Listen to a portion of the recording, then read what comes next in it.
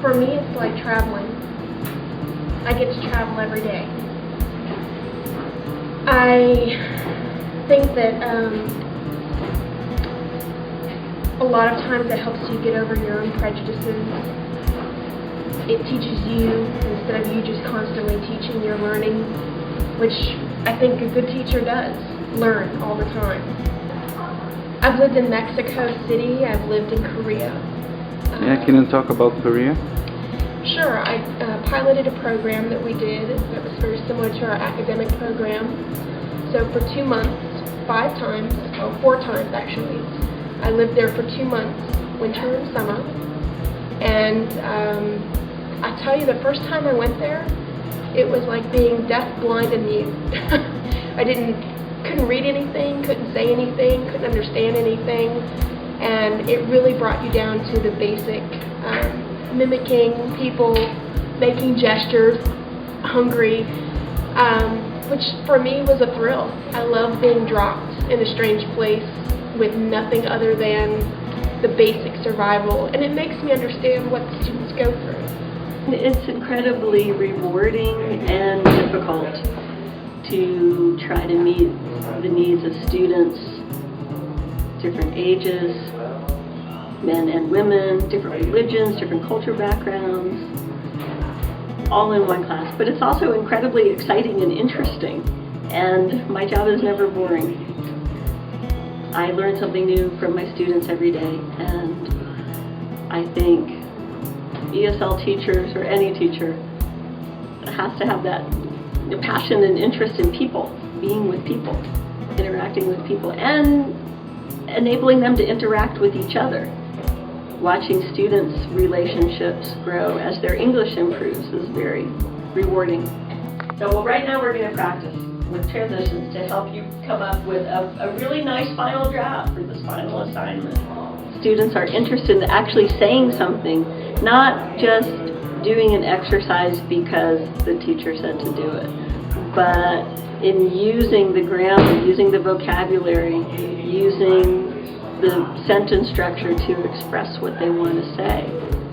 You understand how to make a relationship with the people in your classroom, and you also depend on people in the classroom to make relationships with each other. And when that's done, it's a glorious place to be, because people want to share, and people want to learn, and people really want the experience of being seen and understood by someone who doesn't speak their language, who doesn't know their background, who doesn't really have an acquaintance with who they are. Okay, I'm going to give you the answers to this thing that you just did.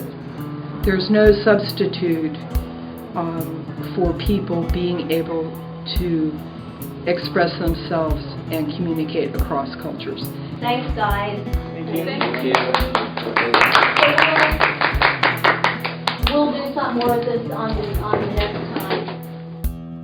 When I started, the first time I actually taught some international students English, it was just completely different. One, because I think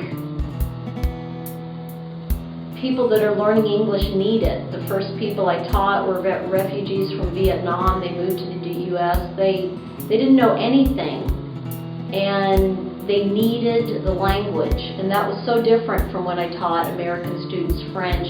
They didn't really need French to function in the U.S.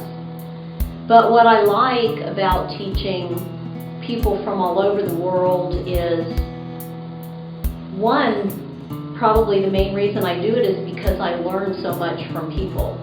Because I'm teaching language, but language is about people's lives and their feelings, and so I learn so much when I'm teaching, and I'm trying to also explain and help people understand my culture. So I'm teaching language, but you can't teach language without teaching culture.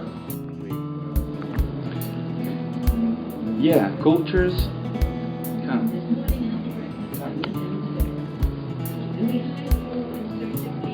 You can find cultures, the definition is, social norms, religion, politics, economics, language, food, clothes, everything. Everything will define a country, I think, a society. And you can say because of that the personality of everyone is symbols of their culture. So the camera, when the camera is recording, the camera is not gonna get the truth, and they're not gonna have the face also, the fake thing. It's gonna be culture, just culture.